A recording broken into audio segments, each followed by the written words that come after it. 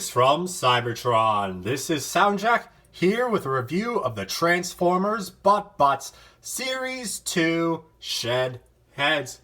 5 new Shed Heads members for this team. One of them is a new mold. One of them is from a different team from Series 1. 3 of them are recolors from previous Shed Heads members, but we will get into that more in a moment. But first, let's take a look at some size comparisons. Here they are with a couple of Battlemasters and Micromasters, a tiny Turbo Changer, a current Deluxe class and Voyager class figure, and a not-so-current Legends class figure. So going, as we always do from left to right, we are going to start off with Drill It Yourself. And despite her name, she does not drill it yourself. She does not tell people to drill it yourself because she is actually work partners with Sandyman right there. Can't you see the similar color schemes? She's the one that designs the plans and makes it happen. She does most of the building and making sure everything's structurally sound and secure. She is a color lift of Majorly Scroogey or Scrooge. I don't know what I still don't know what the correct pronunciation for that is. And turns into a drill. Nice silver drill head, red on the sides to give it some color. Everything else is pretty much solid gray, and there's her face right down there. And for transformation, the legs fold down like so, and the arms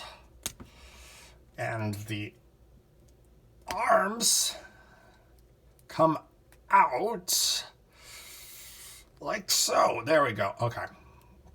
And there's Drill It Yourself in robot mode, and she's got a blue visor with some eyes going on. No mouth on this body, but now I can probably answer where Major Lee's eyes were, because he had a black bar and then 3 lines or something, and I couldn't tell which one was his eyes or not. But she at least, she looks sad. I don't know why. She looks sad. Did her building fall down or something? I don't know. But besides that, she's got just the red chest there, some mono feet, and then some silver hands, which do rotate a full 360 degrees. Besides that, that's about it. A tad simpler than it could have been. I mean, just a tad. Just a tad simpler than it could have been, this mold. But I already knew about this mold anyway. Up next, we do have the new mold, Grrr'illa Grimes, and she turns into a bottle of pumice soap and hates being called a monkey when she's a gorilla, and hates being called grimy when she's literally covered in grime all the time, because her job is to clean things. So of course she's going to get grimy from doing that. Apparently the specific brand of pumice soap she's referencing is called Gojo juice, or Gojo.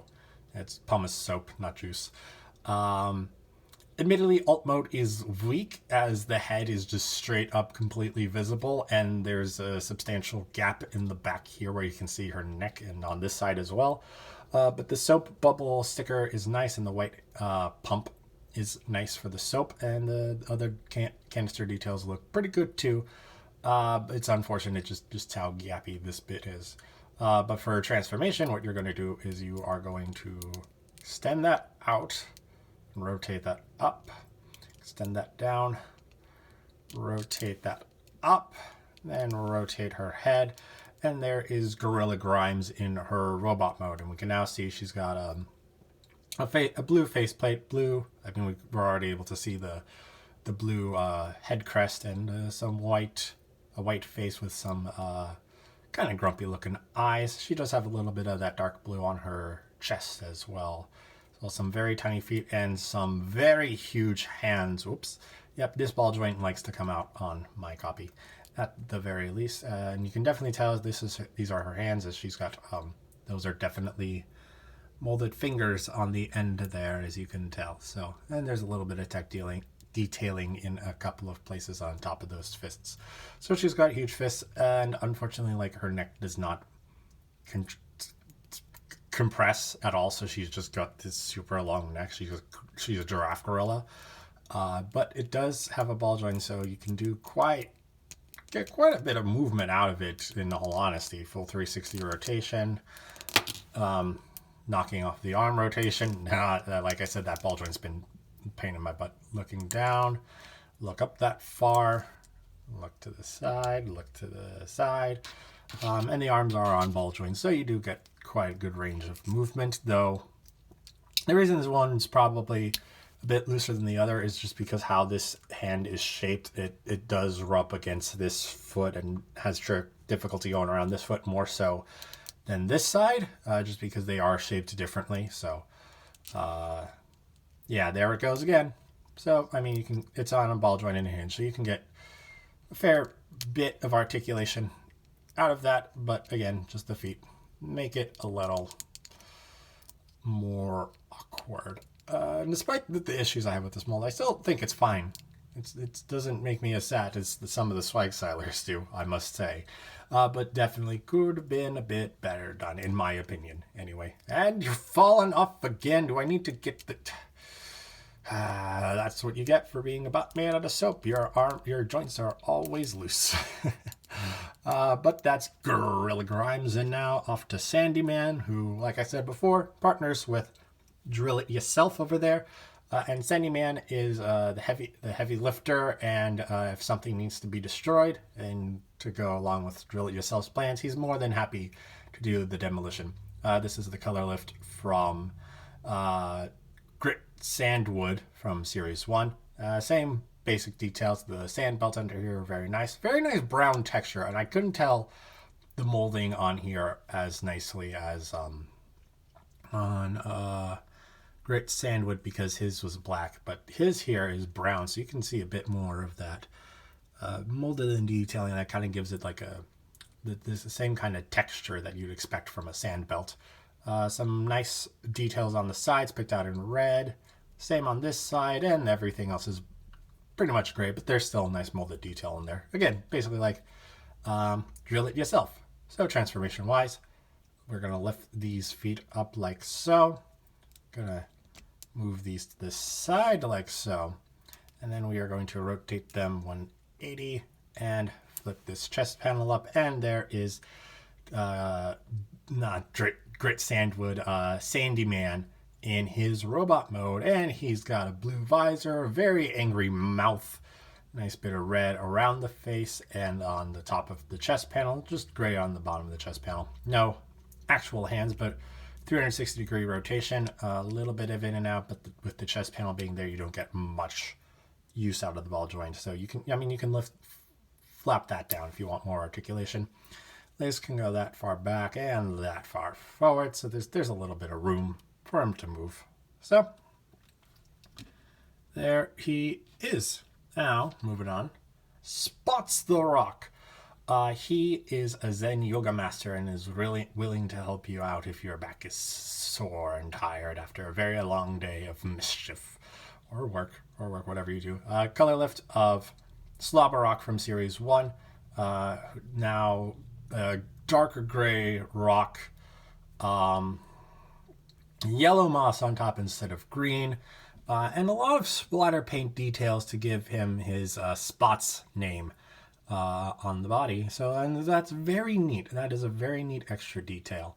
Though sadly the tail plant is just solid gray like the rock.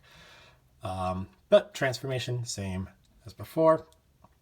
Flip the tail down, fold all four legs out, and then come in here and press the head forward. It's a bit easier than trying to grab on to this chin piece here. And there's Spots the Rock in his robot mode, or puppy mode, I guess, or turtle mode. I don't know what this is supposed to be. But anyway, nice head there. Like I said, the spot work is nice. Nice big spots around the very nicely blue eyes, and all of his teeth are painted pretty nicely. And the legs have a bit of toe detail, so that's pretty neat. All the legs are able to do are go in and out, so not any real articulation, but I guess you can wag this little plant tail on here, depending upon what kind of animal you think he is. But yeah, there's Spots the Rock. I do quite like that mold, even though the head kind of sticks out in alt mode. Excuse me. But the last of the Shed Heads BotBots from Series 2 is called Toolbag, and he is a color lift of Totes My Goats from Series 1, who was part of the backpack bunch.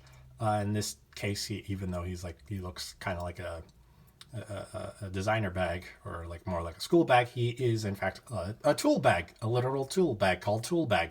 But he is also a tool bag in the fact that he is a tool and doesn't want to help carries a lot of stuff, but none of it useful. And if he actually does something right for once, he's never going to let anyone forget that he did that. So there you go. Black predominantly on top, a couple of nice yellow stripes down here, some black buckles going around.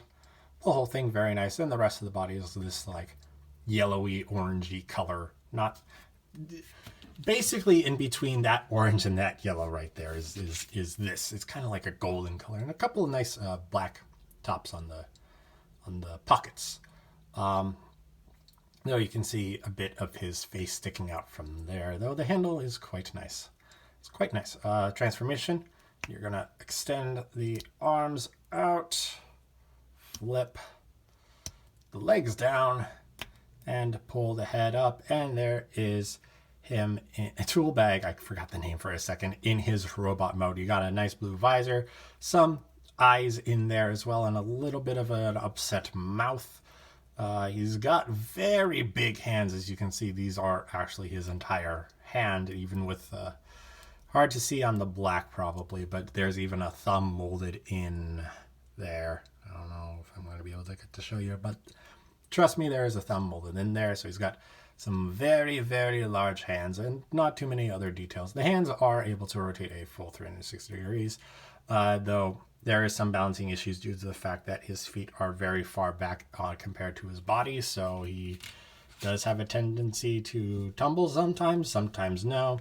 If you do have trouble, I try positioning the hands a bit above his head, and that seems to help make him a bit more stable. Let's see if I can get him to stand right now. I can. Excellent.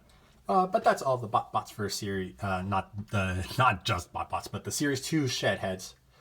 So let's get on to some size comparisons. There they are with a couple of Battle Masters and Micromasters, a tiny Turbo Changer, a current Deluxe class and Voyager class figure, a not so current Legends class figure, and of course the channel's mascots, Soundwave and Wheeljack. So those are the shed heads for Series 2.